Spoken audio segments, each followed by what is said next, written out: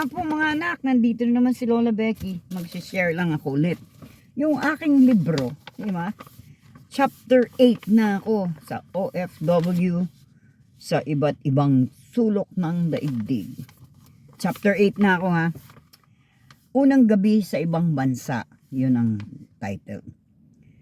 Pagbaba ko ng eroplano, ibang mundo ang sumalubong sa akin. Malamig ang hangin, tahimik ang paligid, at ang mga tao, hindi ko maintindihan ang salita. Ngumiti lang siya.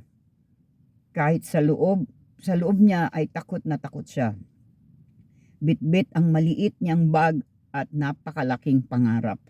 Sumunod siya sa taong sumundo sa kanya, lahat bago, lahat kakaiba, habang nasa sasakyan siya, nakatingin lang sa bintana.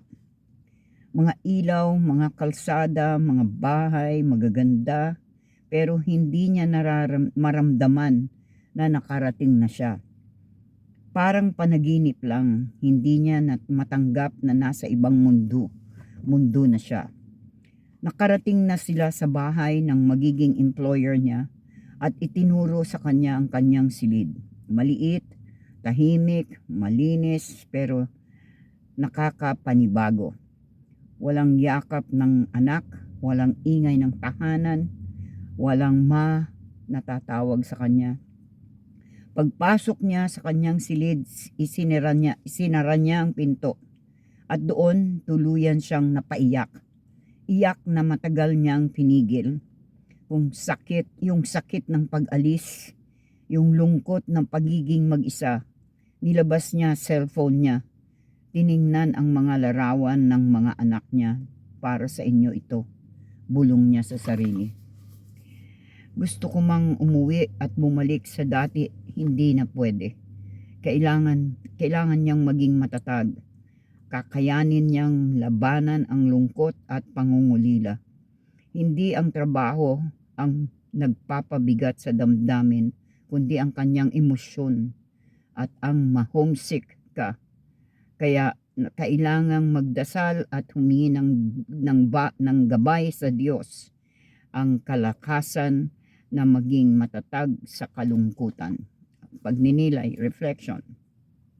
Ang unang gabi sa ibayong dagat ay puno ng katahimikan, pero sa loob, maingay ang puso.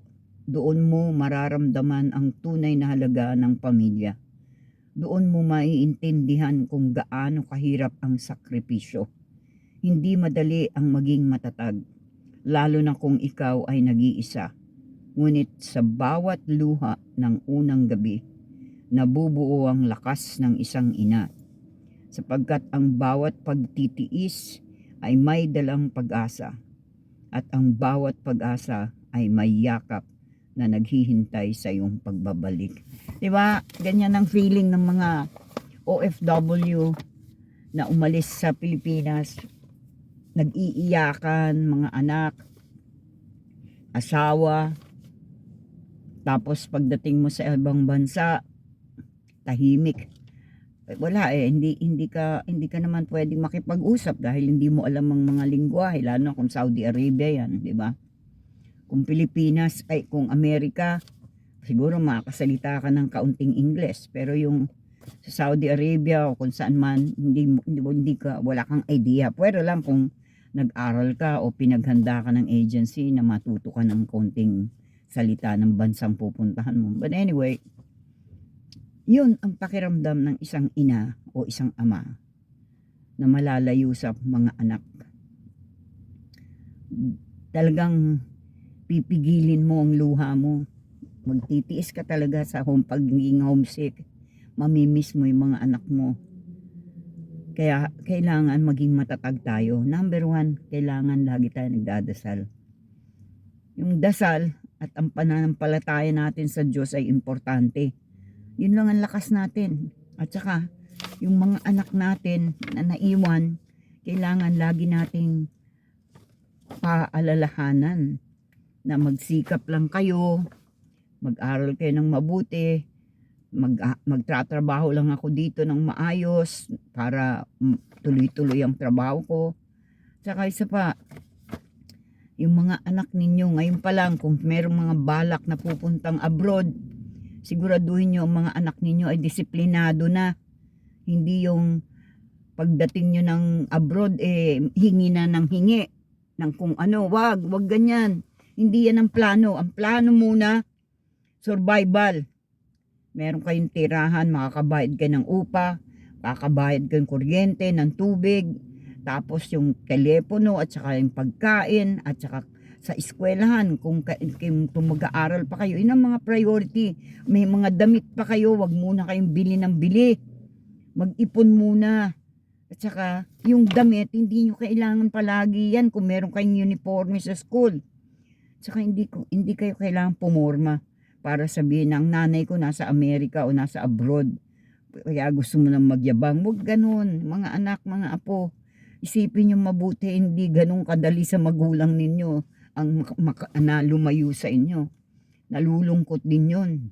At magkaroon ka ng kaibigan, iba. Honestly, nung umpisa ko dito sa Amerika, kasi nandito naman yung mga kapatid ko, nandito yung mga nanay ko, tatay ko. Wala masyadong kaibigan. Unti-unti nagkaroon ng kaibigan, yung ganon. Ano lang yun, earlier part Sa earlier part lang nandito, on 10 years. Sa 10 years nandyan, maraming kaibigan. Kasi, ano ka pa parang nililibang mo yung sarili mo. Pero, sa bandang huli, nagsawa din ako. Hindi, kasi number 1, puro gastos din yan Lalabas ka, hindi naman pwedeng hindi ka gagastos, di ba? Minsan, ewan ko talaga. Hindi ko yung pinagsisisihan. Kaya sinashare ko lang sa inyo. Sa umpisa, malulungkot ka, kaya yun ang outlet mo, may kaibigan ka, pero mag-ingat din kayo. Lalo na wala kayong kamag-anak dyan sa ibang bansa, halimbawa.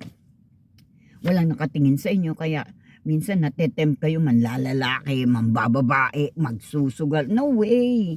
Huwag kayong ganyan. Isipin nyo yung sarili ninyo, makakaahon kayo. Pero gumawa kayo ng kabutihan para sa pamilya ninyo. Yun ang pinaka-importante. Ako matanda na ako. Ilang taon na ako dito sa Amerika, 30 years. Pero kami, wala pa kaming bahay. Kasi hindi yun ang plano namin. May iba kaming plano. Pero sabi ko nga sa inyo, yung mga anak ko, inalagaan ko lang sila. Prinubaydan ko sila. At nag-iipon sila para sa sarili nila. Sa akin, matanda na ako, kahit paano may trabaho pa ako paminsan-minsan. Pero nakakasurvive ako kasi nga nandyan ang Diyos. Hindi ako pinababayaan ng Diyos. Kahit may asawa ako, hindi ibig sabihin porque may asawa ako talagang sagana. Hindi, ibang lifestyle namin dito. Hindi kami yung maraming maarte sa katawan. Yung wala, simple lang kami talaga. Mas maganda mabuhay ng simple. 'Di ba? Ewan ko lang. Sa akin talaga masaya na ako. Simple lang. Mas mainam yung simple. Kaya yun nga, yung mga nangangarap mag-abroad, priority nyo, disiplinahin nyo muna yung mga anak ninyo. Bago kayo aalis, kausapin ninyo yung mga anak ninyo na ang priority natin sa pera para sa bayad ng upa, kuryente, tubig, pagkain, at saka yung eskwelahan ninyo. Yun ang mga priority. Huwag muna kayong bibili ng kung ano-ano. Mga damit, gadget.